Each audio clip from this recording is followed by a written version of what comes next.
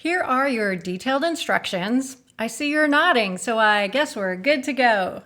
I'm Anne with Winletha, bringing executive coaching to young professionals. Getting close to the opening date of a sports facility means a lot of last-minute work to do. I was excited to have a new person join our team. One key thing he could do was be the point of contact for the delivery and installation of the swimming pool scoreboard. A few weeks before, we sat down and I talked him through the whole process. He nodded throughout and didn't have any questions. However, when the day came, I got word that I was needed on the pool deck.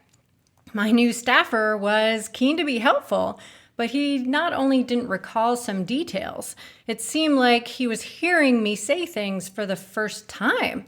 I was stunned and a little miffed, but I gradually realized it was my own fault.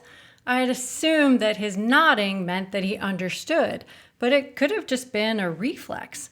I had also assumed that having no questions meant that everything was clear, but it could have just meant that he couldn't craft a question in that moment.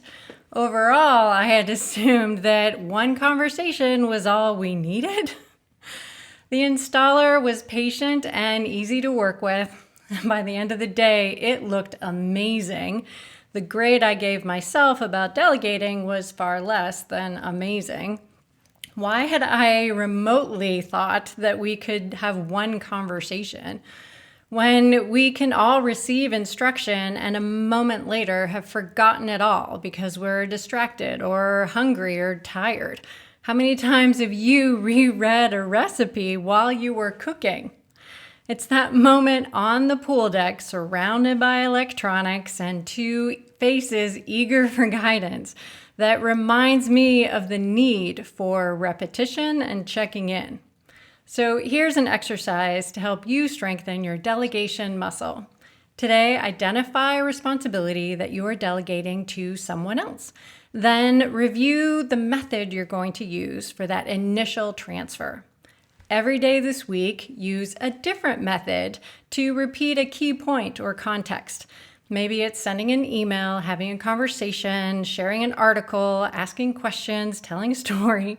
At the end of the week, notice any differences in the responses to each method and consider how you feel about the effectiveness of your delegation. Click the like button to let me know that this resonates with you and use the comments to share your thoughts.